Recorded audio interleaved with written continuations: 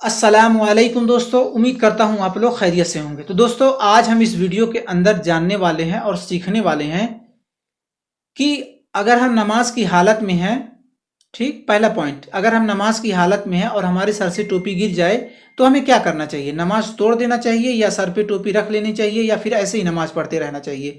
और दूसरी चीज़ सीखेंगे कि किन किन सूरतों में जो है नमाज तोड़ देना वाजिब होता है। यानी हम नमाज अल्लाहु अकबर कहते जो है नियत बांध लिए या एक दो रकात पढ़ भी लिए तो ऐसी कौन सी सिचुएशन आती है कि हम नमाज को तोड़ सकते हैं और बाद में हमें नमाज पढ़ने की इजाज़त दी जाती है।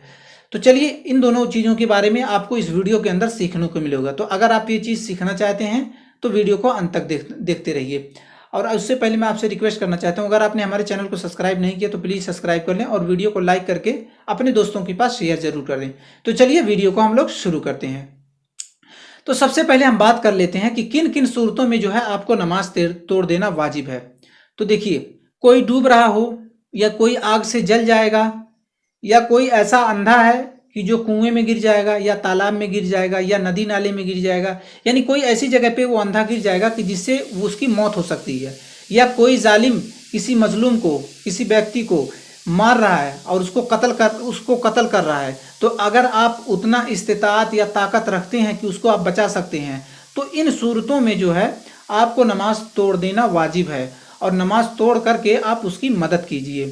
ठीक, अगर आप ये चीज़ नहीं करते हैं तो आप गुनहगार होंगे। और भी वजूहात मैं आपको बता दूं।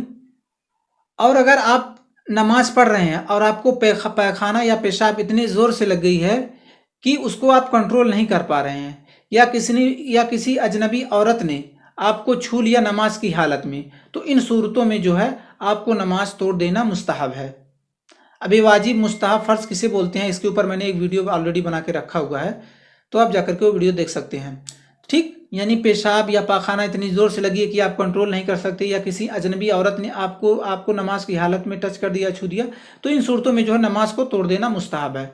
और भी मैं बात करता हूँ नमाज को तोड़ देने वाली चीज़ें, यानी जिससे कि आपको नमाज तोड़ देना होगा। अब इसी तरह अगर आप नमाज की हालत में हैं और आपने सांप को देख लिया या कोई ऐसी और जहरीली चीज़ देखी कि जिससे आपके ऊपर ख़तरा हो सकता है, यानी अटैक हो सकता है और आपकी जान जा सकती है, तो उस कंडीशन में आपको ज़रूरी है कि पहले आप नमाज को तोड़ दीजिए। उस सांप को या जो भी जहरीला चीज़ है उसको पहले अपने दूर से कीजिए या उसको मार दीजिए, फिर आप नमाज को स्टार्ट कीजिए। इसी तरीके से आपके एक दिरहम पैसा, अब इसी तरीके से अगर आपके एक दिरहम नुकसान होने का अंदेशा हो तो इस कंडीशन में भी जो है आपको नमाज को तोड़ सकते हैं। अब एक दिरहम का मतलब क्या हुआ कि एक दिरहम की कीमत वाली कोई भी सामान, जैसे मान लीजिए आपने दूध को चूल्हे पे रखा है, उसके जल जाने का डर है, या तरकारी या गोश्त, कोई भी चीज़ आपने चूल्हे पे रखा हुआ है और उसकी कीमत एक दिरहम से ज़्यादा है। एक दिरहम इंडिया में इस समय लगभग 21 रुपये 64 पैसे हो रहा है जिस वक्त मैं वीडियो बना रहा हूँ। तो इतने की कीमत की चीज़ अगर आपने चूल्हे पे रखा है या दूध रखा है या तरकारी रखी है या गोश्त रखा है, उसको जल जाने का खतरा है, तो आप नमाज तोड़ दीजिए और उसको जो है पहले सही कीजिए, यानी उसको बुझा दीजिए आग को, फिर उसके बाद जो अपनी नमाज शुरू की। इसी तरीके से एक दिरहम से ज़्यादा अगर आपके पास कोई सामान रखा है, कोई चोरी करने का खतरा है कि ये चोरी कर लेगा, या फिर कोई चोरी करके वो एक दिरहम से ऊपर का माल अगर चोरी करके लेके जा रहा है, तो आप उस कंडीशन में नमाज को तोड़ सकते हैं और उसको पकड़ करके जो है पहले अपनी वो प्रॉब्लम सॉल्व कर लीजिए, फिर जो है नमाज पढ़िए। अब अगर इन सूरतों में अगर आप नमाज नहीं तोड़ते हैं, पढ़ लेते हैं, तो कोई हर्ज नहीं है, मतलब कोई गुनाह नहीं होगा, ठीक ना। जैसे कि वो जो मैंने पहले वाजिब बताया था उसमें अगर आप नमाज नहीं तोड़ते हैं तो गुनहगार होंगे, लेकिन इसमें अगर जो नहीं तोड़ते हैं तो इसमें आप गुनहगार नहीं होंगे। इसी तरह से आप नमाज की नियत बांध दिए, नमाज पढ़ने लगे और आपको सफ़र करना है या ट्रेन छूट जाने का डर है, तो इस कंडीशन में भी आपको नमाज तोड़ देना है और आप अपनी ट्रेन पकड़िए या कोई भी और सवारी हो तो वो पकड़ करके जो है आप उस सवारी के अंदर नमाज पढ़िए।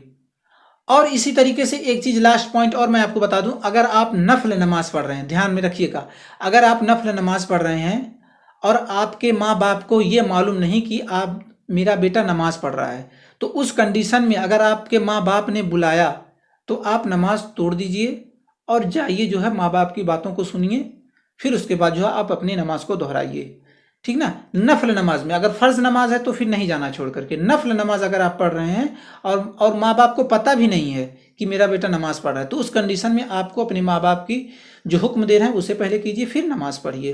ठीक, अब हम पॉइंट नंबर 2 पे आते हैं। पॉइंट नंबर 2 कि अगर हम नमाज पढ़ रहे हैं और उस हालत में हमारी टोपी गिर गई, ठीक, तो अब हमें क्या करना चाहिए। तो देखिए उस कंडीशन में आपको ये करना है कि नमाज की हालत में अगर आपकी टोपी गिर गई तो आप एक हाथ से उस टोपी को अपने सर पे लगाएं। ठीक, और अगर टोपी बार बार गिर जा रही है तो फिर आप ऐसे ही नमाज पढ़ लें, टोपी को जो है सर पे रखने की ज़रूरत नहीं है। लेकिन बेहतर ये है कि आप ऐसी टोपी अपने सर पे रखें जो उसमें गिरने का अंदेशा ही ना हो। तो आशा करता हूँ आपको ये वीडियो पसंद आया होगा। तो प्लीज़ इस वीडियो को लाइक करें, शेयर करें और अपने तमाम फ्रेंडों के पास भी शेयर करें। तो चलता हूँ, दुआओं में याद रखना। अस्सलामु अलैकुम।